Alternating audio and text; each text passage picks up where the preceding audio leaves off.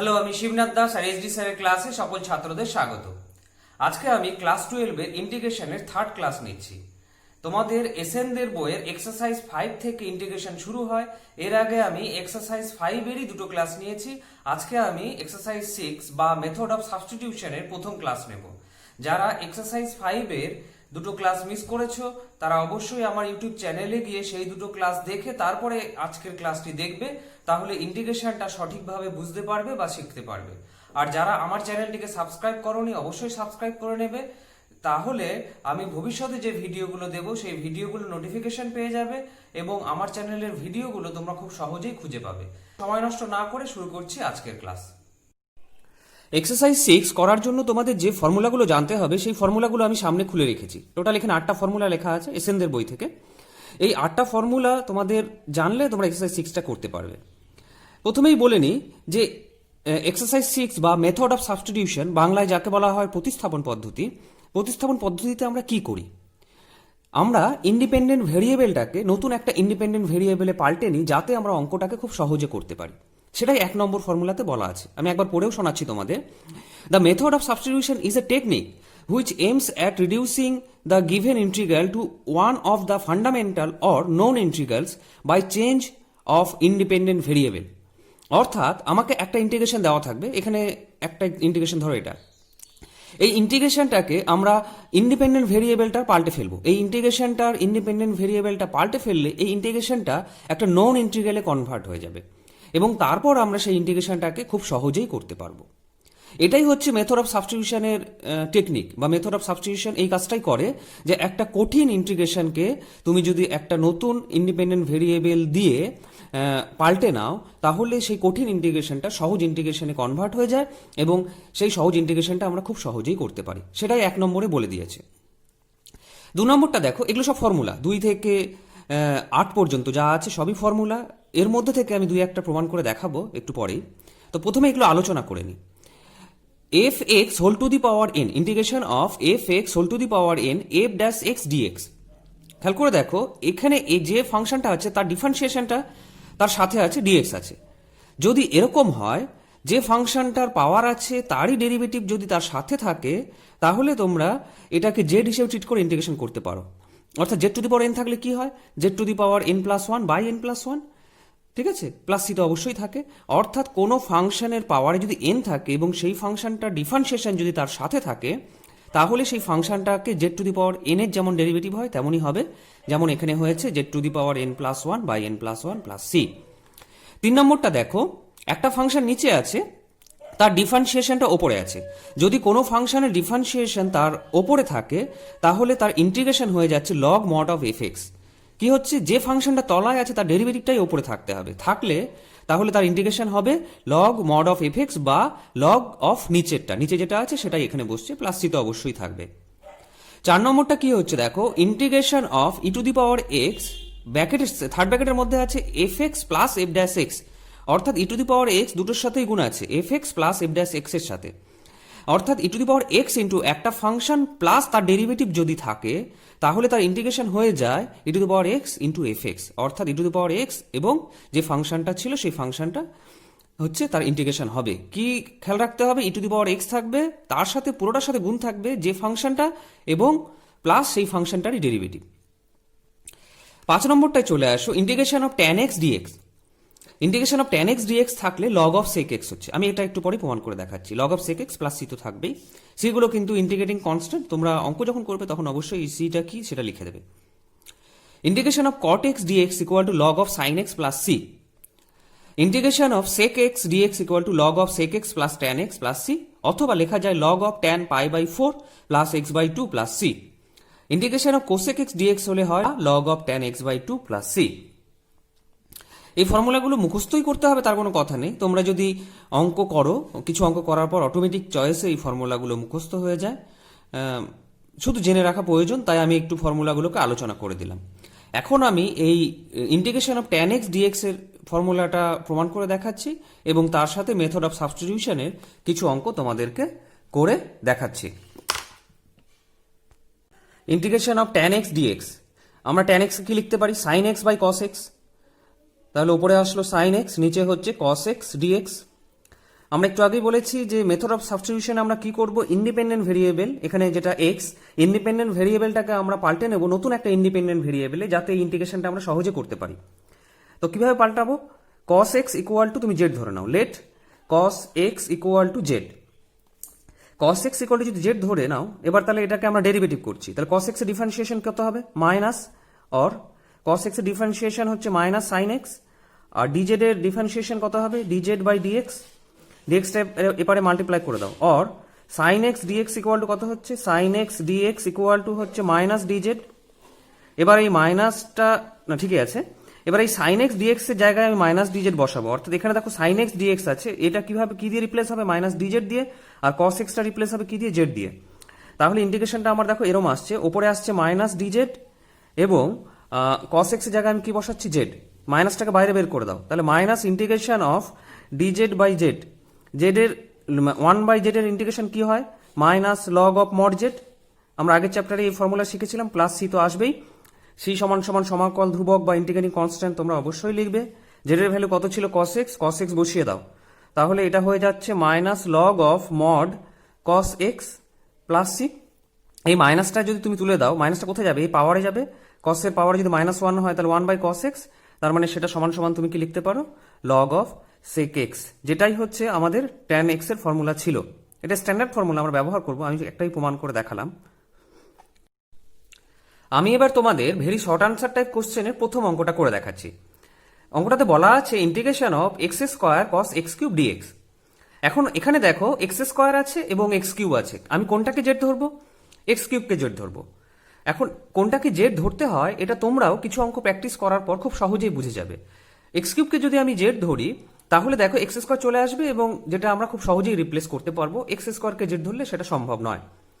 আমি এখানে দেখো এক্স কিউব সমান সমান জেড ধরে নিয়েছি, এক্স কিউবের ডেরিভেটিভ করলে কি হয়, 3x স্কোয়ার হয়, আর এদিকটা ডেরিভেটিভ করলে কত হবে, ডিজেড বাই ডিএক্স, আমি ডিএক্সটাকে এদিকে মাল্টিপ্লাই করে দিয়েছি, তাহলে কি আসছে 3x square dx equal to DZ.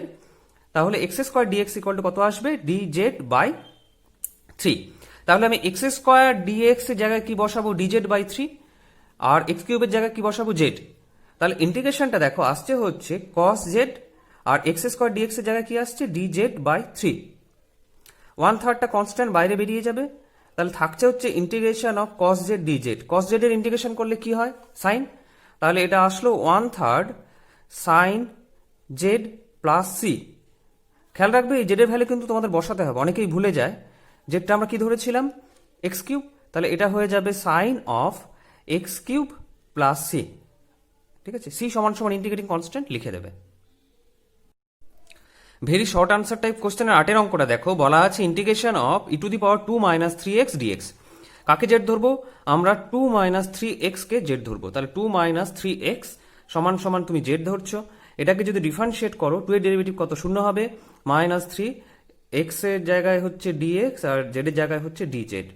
এটা dz বাই dx হবে, আমি একেবারে x এর ডেরিভেটিভ 1 হবে, আমি একেবারে মাল্টিপ্লাই করে দিয়েছি, তাহলে আসছে হচ্ছে minus 3x dx equal two dz। আমরা ইন্টিগ্রেশনের ডিফারেন্সিয়েশন আমরা এইভাবেই সহজে করে নিই। তাহলে dx এর ভ্যালু কত আসছে, মাইনাস, অর dx সমান সমান মাইনাস 1/3 dz। ঠিক আছে, মাইনাস 1/3 dz। তাহলে এখানে যদি আমি বসাই ই টু দি পাওয়ার জেড বসছে, আচ্ছা, আর dx এর জায়গায় কি বসবে, মাইনাস dz বাই 3। মাইনাস 1/3 তুমি বাইরে বের করে দাও, integration of e to the power Z dz হবে। ই টু দি পাওয়ার জেড এর ইন্টিগ্রেশন কি হয়, ই টু দি পাওয়ার জেডই হয়, তার মানে এটা e to the power Z plus C হবে। ঠিক আছে, জেড এর ভ্যালু বসিয়ে দাও, জেড এর ভ্যালুটা যদি তোমরা বসিয়ে দাও তাহলে আসছে minus 1/3 E to the power Z এর জায়গায় কি বসবে, 2 মাইনাস 3x প্লাস সি। যেখানে ইন্টিগ্রেশন শেষ হবে সেখানেই কিন্তু সি সমান সমান ইন্টিগ্রেটিং কনস্ট্যান্ট বা সমাকল ধ্রুবক লিখে দিতে হবে। ভেরি শর্ট আনসার টাইপ কোশ্চেনে 16 নম্বর অঙ্কটা দেখো, দেওয়া আছে integration of x root over of x square plus 1 dx. আমরা কাকে জেড ধরবো, এক্স স্কোয়ার প্লাস 1 কে। জেড না ধরে যদি আমি জেড স্কোয়ার ধরি তাহলে দেখো এই রুটটা উঠে যাবে, তাই এক্ষেত্রে আমি এক্স স্কোয়ার প্লাস 1 কে জেড স্কোয়ার ধরছি। এবার ডেরিভেটিভ করবো, এক্স স্কোয়ার প্লাস 1 এর যদি ডিফারেন্সিয়েট করো তাহলে কত হবে, 2x, একটা dx আসবে, আর এদিকটা আসবে হচ্ছে 2z, একটা dz। 2 কেটে গেল, তাহলে দেখো x dx এর জায়গায় আমি বসাতে পারবো z dz, তাহলে এই x dx এর জায়গায় কি বসবে, z dz, আর এখানে যদি তুমি জেড স্কোয়ার বসিয়ে দাও তাহলে এখান থেকে একটা জেড আসছে। তাহলে এখানে root over of Z square, তার মানে হলো জেড, আর এক্স ডিএক্স এর জায়গায় কি বসছে, এক্স ডিএক্স এর জায়গায় বসছে হচ্ছে জেড ডি জেড। তাহলে দেখো এটা integration of Z square dz হলো। এখন জেড স্কোয়ার ডিজেড এর ইন্টিগ্রেশন আমরা জানি কত, z cube by 3 plus C, C সমান সমান ইন্টিগ্রেটিং কনস্ট্যান্ট লিখতে হয়, অবশ্যই লিখবে। জেডের ভ্যালু কত বসাবো, জেডের ভ্যালু কিন্তু root over of x square plus 1, ঠিক আছে। তাহলে দেখো এটা এরকম দাঁড়ায় 1/3, জেডের ভ্যালু যদি root over of x square plus 1 বসাও, তাহলে এটা হচ্ছে এক্স স্কোয়ার প্লাস 1 তার হোল কিউব প্লাস সি, 3/2 করে দিচ্ছি পাওয়ারে একেবারে। তাহলে this is equal to x cube plus x square plus 1 whole to the power 3/2 plus C. 22 অঙ্কটা দেখো, দেওয়া আছে integration of cos x by root over of 1 plus sine x dx. আমরা কাকে জেড ধরবো, let 1 plus sine x equal to z square. Z square ধরার কারণ যাতে রুটটা আমাদের উঠে যায়, আগের অঙ্কটাতেও আমরা তাই করেছিলাম।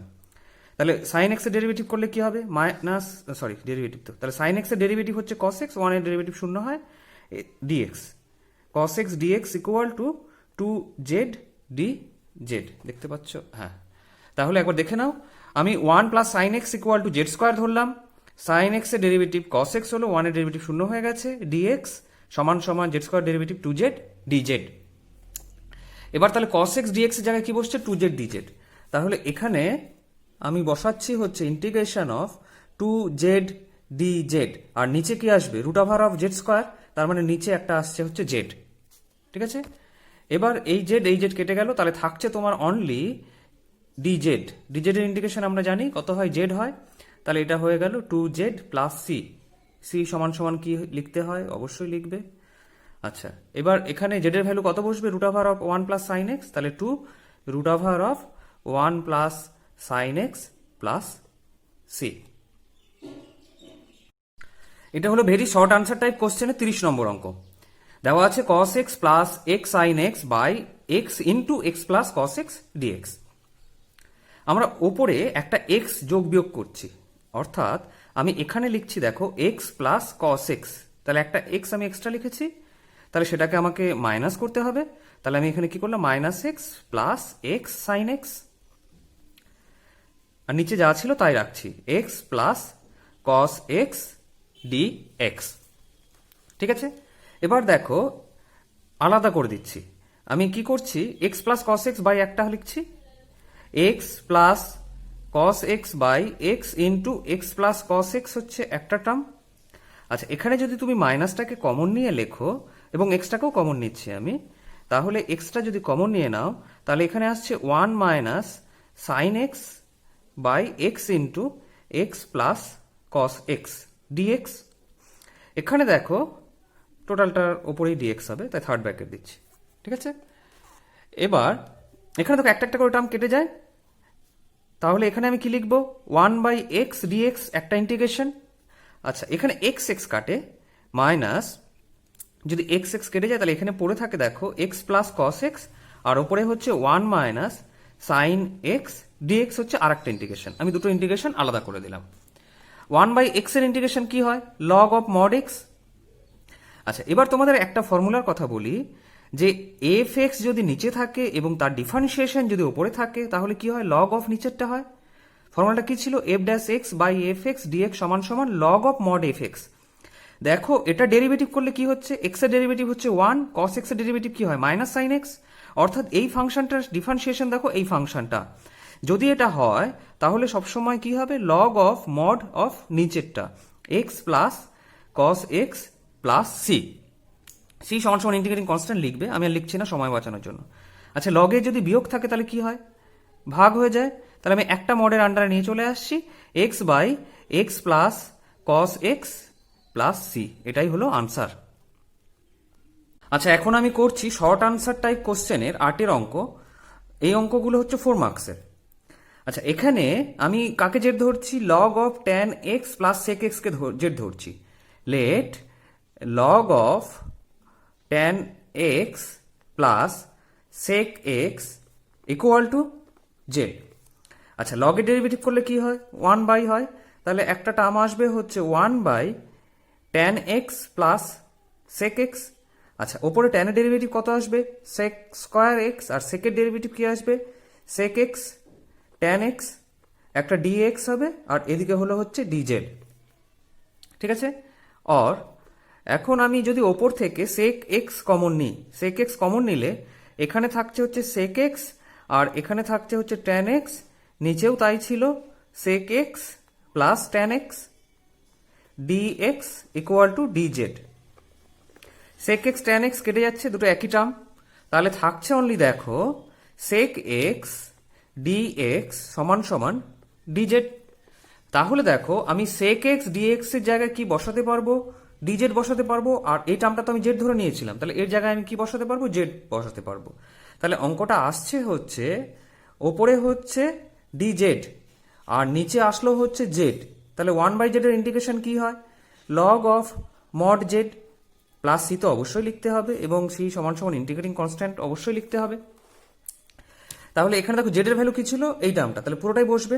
তার মানে দুটো লগ আসছে, একটা লগের আন্ডার আর একটা লগ আসছে। লগ মড অফ লগ কি ছিল? tan x plus sec x plus c, এটাই হলো আনসার। শর্ট আনসার টাইপ কোশ্চেনের 13 দাগের একের অঙ্কটা দেখো। এখানে আমি 1 minus 2x minus x square, আচ্ছা সরি, এখানে একটা রুট ছিল, এটা রুট আছে, ঠিক আছে। এখানে আমি 1 minus 2x minus x square সমান সমান জেড স্কোয়ার ধরছি। তার কারণ কি? রুটটা ওঠাবো বলে। তাহলে কি ধরছি? Let 1 minus 2x minus x square সমান সমান জেড স্কোয়ার। আর ডেরিভেটিভ করলে এটা কত আসবে? -2, আর এখান থেকে আসবে হচ্ছে -2x dx সমান সমান 2z dz। 2 এখান থেকে -2 কমন নাও, যদি -2 কমন নাও তাহলে এখানে আসছে দেখো 1 প্লাস এক্স ডিএক্স সমান সমান 2z dz।